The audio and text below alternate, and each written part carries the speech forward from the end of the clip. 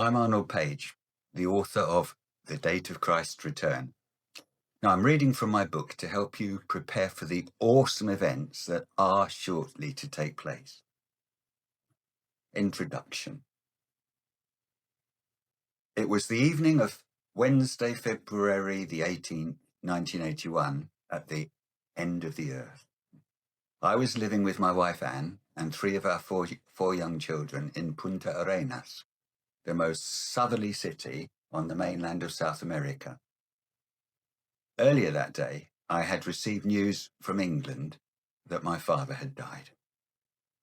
Well, I'd just been asked to say a closing prayer in the Methodist chapel in Fitzroy. Fitzroy is a district of Punta Arenas named after the British Admiral Robert Fitzroy, who explored that part of the world. He had been the captain of HMS Beagle on Darwin's famous voyage. Well, I found myself praying, Father, we know we need not fear anything, not even an earthquake or a fire. For whatever happens to us, we are secure in your hands, and you are ordering all things in love for our good. Now, I'd never prayed such a prayer before in English, let alone in Spanish. I wanted to return to England immediately to help my mother with arrangements for my father's funeral. This involved a visit the following afternoon to the International Police in the city centre to ask about recovering my passport from Santiago. It had been there for several months while our applications for permanent residence were being processed. Well, the policeman assured me that I could collect it on my way back to England, which meant I could go the following day. I was about to return to our house and start packing when I realised I needed to visit a travel agent to book a flight. But after a few steps in the new direction, something stopped me. For 2 days, a phrase from the Bible had been swimming through my mind, and it raised its head above the surface again. My times are in your hands. Well, I stood still on the pavement with traffic and people passing by me, and once more I prayed to God. Lord, I said, my times are in your hands.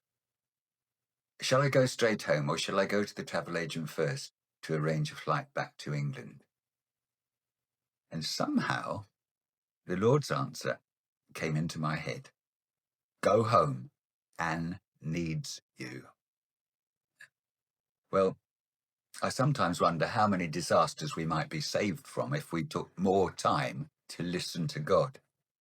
40 years before the terrible siege of Jerusalem in AD 70, Jesus warned his followers to flee to the hills when they saw the Roman armies approaching. Instead of that, most of the population rushed into the city, seeking refuge behind its walls. And in the ensuing siege, 1,100,000 people died of starvation. When Jerusalem finally surrendered and the soldiers ended, they found only 97,000 people still alive. Well, a black collective taxi displaying my bus route number drove towards the bus stop where I was waiting for a bus. Now, in those days, collective taxis were large old saloon cars which sagged into the ground like punch-drunk boxers waiting for a knockout to bring their fight to an end. Deciding to save time rather than money, I accepted the driver's invitation to get in. For once, I was the only passenger. When you're crushed together in a back seat with two complete strangers bumping up and down in unison over potholed roads, you do sometimes wonder whether you've made the right choice of transport. You're going to Fitzroy? The driver asked, as though he knew the answer already. The drivers of colectivos had to keep to their designated route, and they normally drove quite slowly, because passengers, at least in those days, could flag them down anywhere, not just at bus stops. But my driver was different. Disobeying orders, he took the shortest route possible to our house, driving as though his life depended on it. He was in such a hurry that when I got out of the car at the end of our street, he was off again Even before I'd paid him, I thought I'd annoyed him by taking too long to get out. It was only when I reached our house that I learned the reason for all the haste. The open doorway was filled with smoke.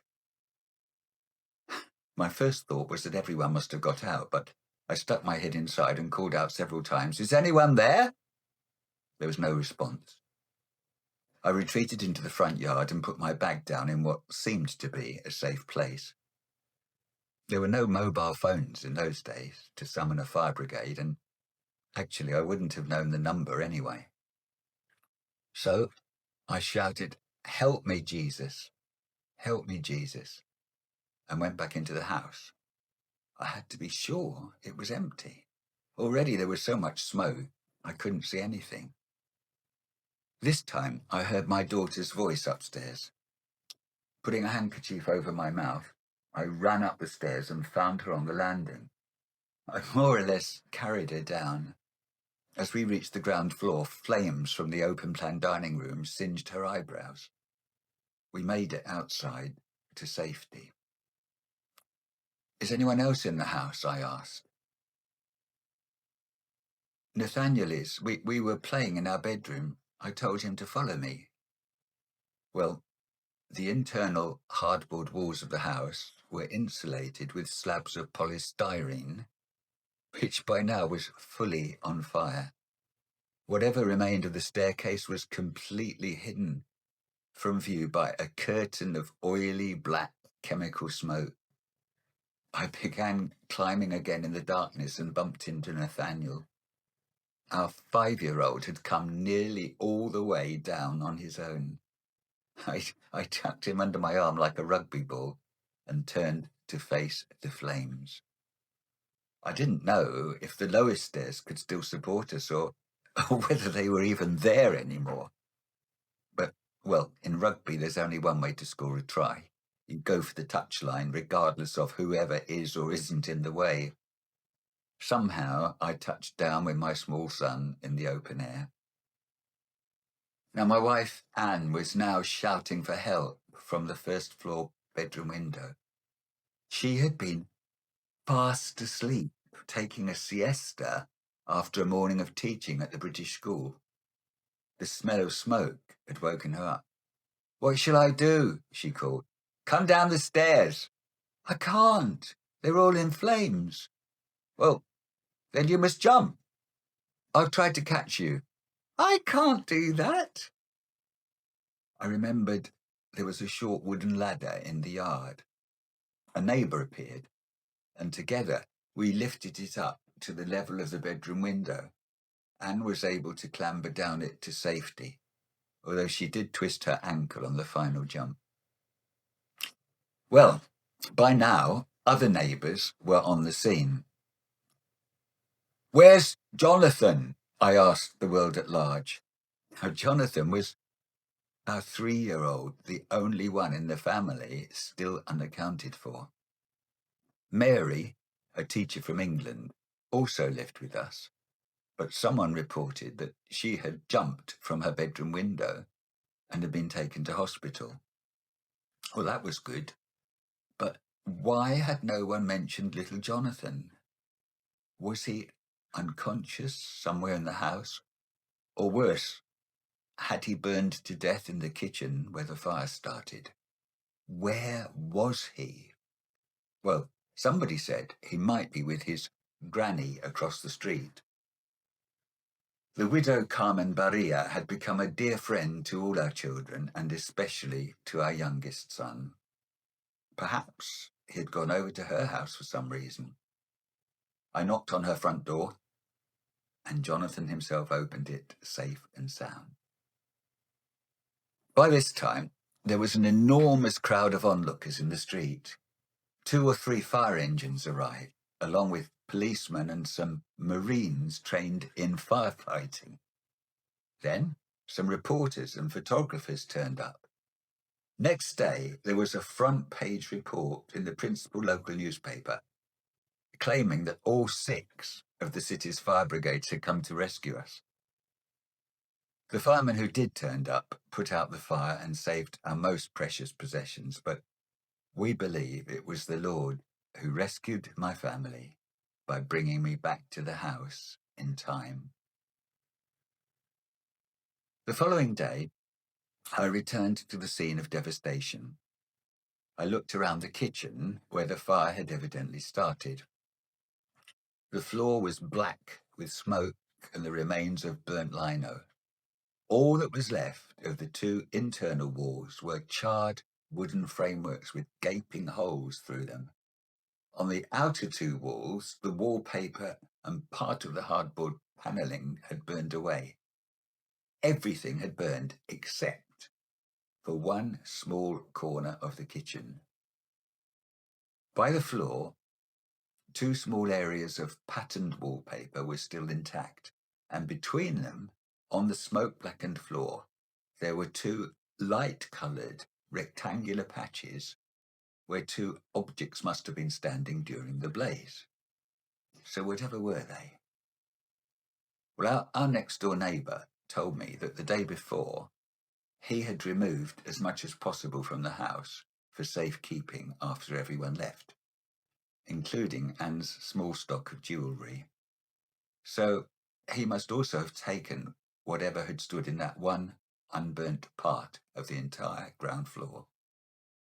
And then I remembered what it was. 2 5-litre plastic cans filled with paraffin for our paraffin stove had been standing there.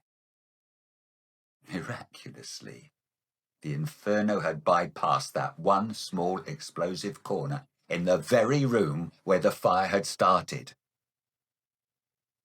Not even an earthquake or a fire. Well, the house fire in 1981 totally changed the direction of our lives. And eventually, many people came to believe in the God revealed by Jesus Christ as a result of it, but I'll tell you about that later. Why did I begin this book by telling you about the fire in Fitzroy? Well, it's because it was just one of many events in our family's life through which our Heavenly Father has demonstrated his reality, his care, and his power to act within the world he has created. Telling you this story will help you to understand why I believe there is a God who speaks to us, who can warn us of the things to come, and who is able to rescue us even when the world disintegrates around us. Generation Z, or Generation Z, as Americans prefer to call it, comprises people born between about 1995 and 2015. Now, these young adults are facing a future which is perhaps more uncertain than it has been for at least a century. But there is no uncertainty about the future in the mind and purposes of God. Z is the final letter of the alphabet, and as you'll learn if you read on to the end, there are convincing reasons to believe that Z is the final generation who will have grown to adulthood before Christ returns. Well, if you found this video helpful, please subscribe to be notified about new installments, and click like and share before you leave so that other people can watch this talk too. Join me again for Chapter 1, The World Today. For thousands of years, people have asked the same question: when will Christ return? In The Date of Christ's Return, Arnold V. Page examines biblical prophecy, history, and the signs of our times. Could the Bible reveal that the final generation is alive today? Discover the evidence, explore the prophecies, decide for yourself. Available now from Amazon.